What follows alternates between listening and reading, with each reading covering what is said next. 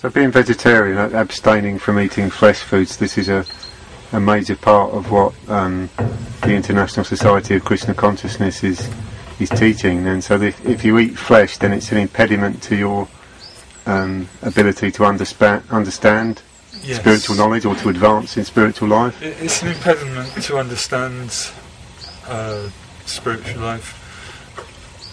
Also, it covers our own awareness of maybe more subtler aspects of life. It makes our hearts hard. I couldn't slaughter an animal like this without having a completely closed and hard heart. It's not possible. Right. And that in its own effect, then we also relate with each other in such a manner that we become hard-hearted. So in the Indian tradition, the cow represents Mother Earth. So in a sense, the way we treat the cow is a reflection of our attitude towards Mother Earth? Absolutely. Absolutely. And the bull represents the Father as well. And how can we be happy if our mother, the cow, she provides us milk, she provides us nourishment. The father, the bull, he works the land, he provides the grain. It's the same as biting the hand that feeds us. That they're responsible for our well-being, our nourishment, and we don't protect them, but we slaughter them, and that there's no thanks or gratitude there. So how can we ever expect to be happy? How can we ever expect to have good lives? So it does us harm to eat animal flesh. So, and what benefit do we get by saying, making a contribution to protect the cows, to feed these cows that you're protecting? What actual benefit do we get from doing that? Well, in my mind, it's just a small token of gratitude, of thanks for what we've been given. We're being given. I guess most people aren't in a position to look after animals, are they? So just to give a few pounds or something just to help buy some food just means you're contributing to the quality of these beautiful creatures' lives. And actually, also, when we know that we're doing the right action in our hearts, then that actually just leads to happiness by itself. I think he agrees with that, don't you, Nandi? Yeah.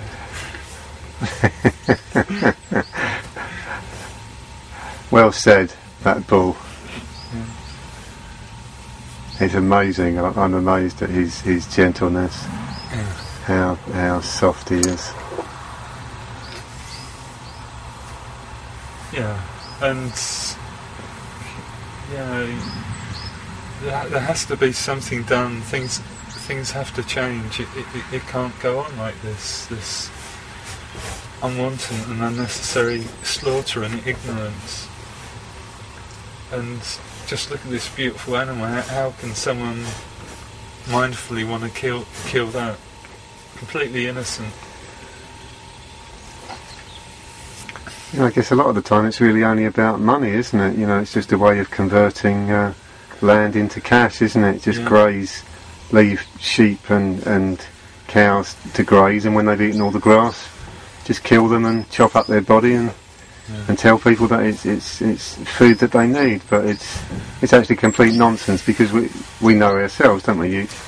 Many healthy people. In fact, most people in the world don't eat fresh foods, do they? No. They live perfectly healthy lives. Sure. So there's no necessity for it, is there? No. Sometimes we hear that doctors tell people they need to eat meat, they're not getting enough protein, but that's a bit of a myth, really, isn't it? Yes. Or at least, my feeling is, like if people that adamant they want to eat meat, then they should slaughter it themselves. I think most people faced with such a beautiful creature as this, given all the equipment to do it, I think they would probably turn vegetarian instantaneously. Just thinking, they would stop and think, why am I doing this? But like eating meat is an obstacle to your spiritual life, to your spiritual awareness. So it's not that we can't intellectually grasp the idea of something, but it just blocks our sense of it mattering whether or not we kill animals. We just it makes our consciousness dull. Yeah, and also the way we lead our lives. It's a violent process, so if we partake in that violence, then our lives also are going on in a violent way. And these are personalities too, aren't they? It's quite clear from the Eastern religions that all souls are equal. It doesn't matter what body you're in. Basically, we're all parts and parcels of God, basically, and these souls happen to be in cow and bull bodies. We happen to be in human bodies, which is said to be the gateway to the spiritual world. So it's important for us that we utilise these bodies properly, isn't it? Not just to eat, drink and be merry and exploit and abuse the planet just because we're here for a short time, but actually to make best use of it, to raise our consciousness. But so many more people have become vegetarian, haven't they? Probably a lot to do with Hare Krishnas, feeding a lot of people good vegetarian food. It's not boring food, is it, vegetarian food? No. And also, to fundamentally be happy, then we have to do right actions, or else there's actually no way we're going to really find happiness if we're not doing right actions and self-fulfillment. We just look for more and more degraded ways and crazy ways of fulfilling our happiness. I remember reading that 5,000 years ago, when the Vedic scriptures were written down, because Lord Krishna descended to reintroduce religious principles because things had gone downhill at that time. The Vedas were first written down.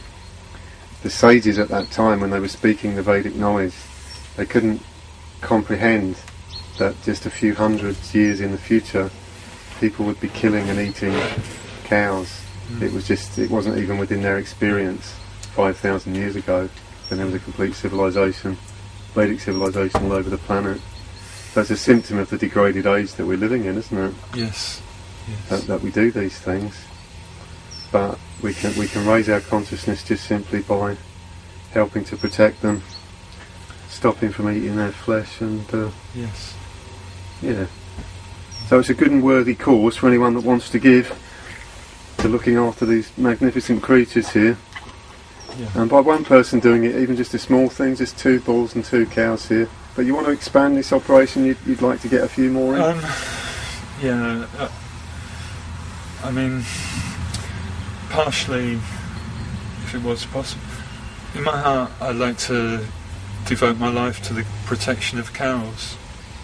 It's what means most to me and what I feel most happiness doing.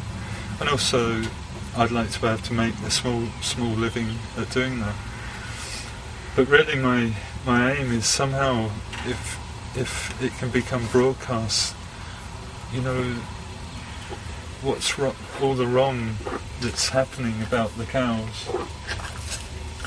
And I would like to take whatever part I can in that coming about. I would like to see non-violent milk produced, whether I produce milk myself or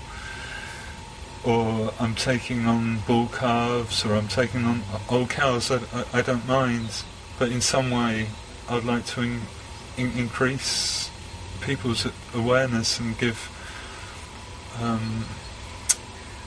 the means by which people can have non-violent milk. And so